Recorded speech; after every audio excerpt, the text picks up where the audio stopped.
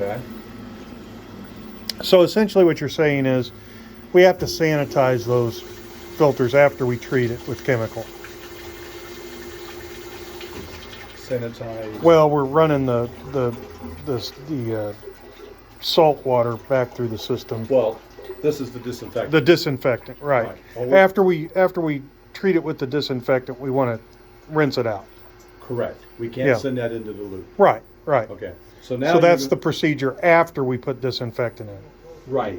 Right. Gotcha. Salt water. So basically, prior to rinse out, you pull in a jug of just regular, just clean water. Gotcha, Okay. That'll rinse up some of the pickup tubing inside. gotcha. Then you're going to take your your residual test strip. Okay. This is the high range. That's what you're testing when you've introduced the disinfectant. See the color code on the back? Gotcha, This one's your low range. gotcha. Okay. You want to rinse till you read 0. Okay. Okay, It may take about 30 minutes to 45 minutes to rinse this out. You'll test the product code, the product sample port, and you'll go to each one of the hoses, the reject and the product hose, and test. Okay? okay. Let me make sure we're clear here. Hold those a second. Yeah.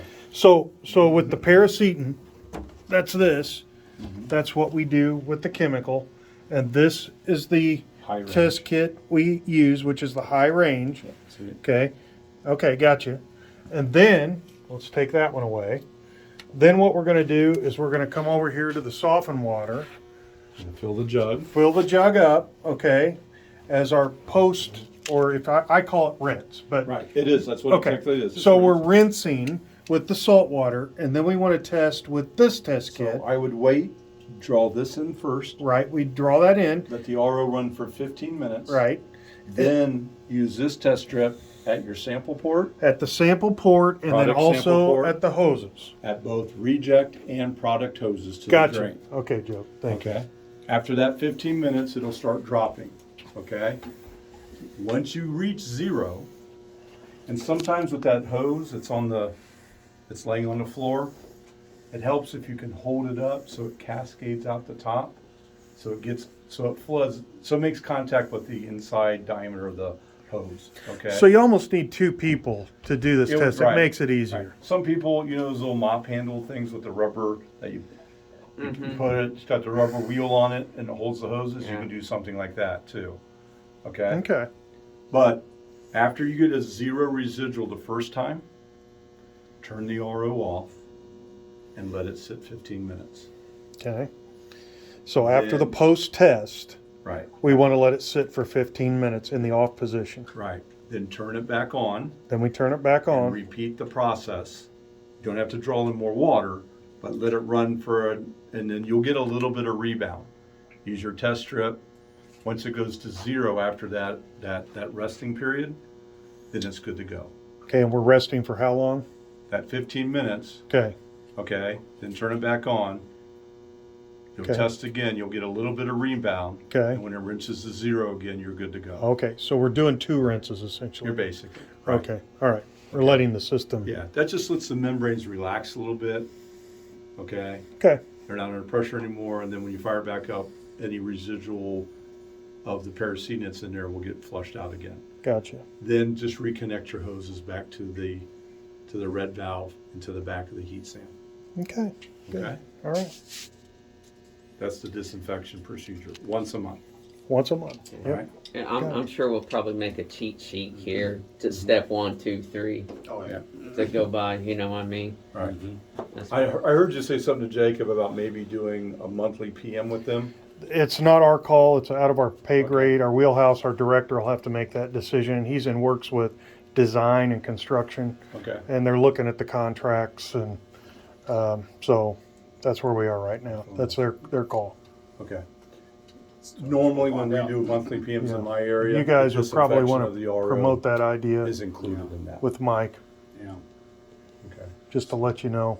All right. So if Jacob wants to include that as Definitely. PM Pressure disinfection up of the chain. Yeah. You know what I mean? Yeah. I have to deal with him there so often. Okay. All right. Okay. All right. So Any where are we going questions- next, Any Joe? questions on the RO?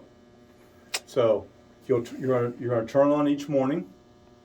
You're gonna let it run for 15 minutes before you take any tests, any checks, okay?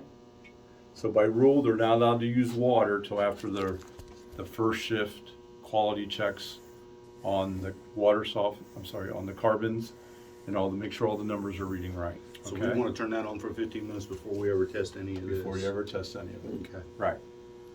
And then every 4 hours, you're gonna come check the carbons, okay, and redo all the numbers. The unit will be on because it's been running all day. It's a Gotcha. direct feed, okay? Any questions on that disinfect? Again, a lot of people stop doing the test because it's, every time they do it, it's always blows a positive and it's always, kind of successful. Then people kind of lay off the testing, but then when it starts getting bacteria burden, we find out, the membranes are getting older. It's taking a little longer to get that disinfectant through it. Well, it's also required for JACO, right? is, right, Yeah, sure. so we have to do it. Right. It's not a matter of wanting to or laying Well, off of it. testing it is the key. Yeah, Okay. right. Okay.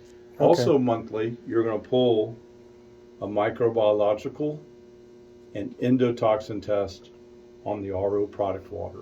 And you can Okay. do that right here. When you pull cultures and endotoxins, you pull it before the scheduled disinfection. So we want to do it on 24 Saturday. hours, at least 24 hours before you do the disinfection. Okay. If you do it after the disinfection, they'll always be good. At least the bacteria is, because we've disinfected. Your endotoxins may be a little high because you killed bacteria and you didn't give it enough time to rinse those endotoxins out of the water. So then this would be something we want to schedule maybe, let's say, on a Friday after operation. So work with your lab for bacteria and endotoxin tests. The samples have to be processed within 24 hours. Oh, So if you're sending them out to a lab, okay, okay. pull them on Thursday for a Saturday or Sunday disinfection. Okay. Okay, that way the lab gets them on Friday and they get processed. Okay. Never pull samples on a Friday Okay. because they won't get they got to sit somewhere over the weekend and they won't be good. Your Okay. lab will have instructions. Our lab only does endotoxins and the AMI samples. We do not do the actual bacteria testing. Okay. So you keep them cold, freeze them, and then you'll ship them UPS red. Most labs operate that way, okay? Okay. You're also going, not only do you pull the RO, you're going to pull what's called first out. First out is the beginning of the loop. And that's here on the endotoxin filter. That's here at, should be a label there. The sample port right here. Okay, that's the loop going out. That's the beginning of the distribution loop. Then you're going to pull it on the return or the end of the distribution loop, which is that SP5 port right there. That's the end of the loop. Okay. Show me where that is, Dave. Right here. This is the end of the loop. End of the loop. Okay. Yep. Okay. So the RO, the beginning of the loop, each month before you disinfect. Okay. Before disinfection. Correct. I got a call. 24 hours before disinfection. Is that what you said? Right. Now the heat sand's going to go off each Sunday. You just have to pull it. I would pull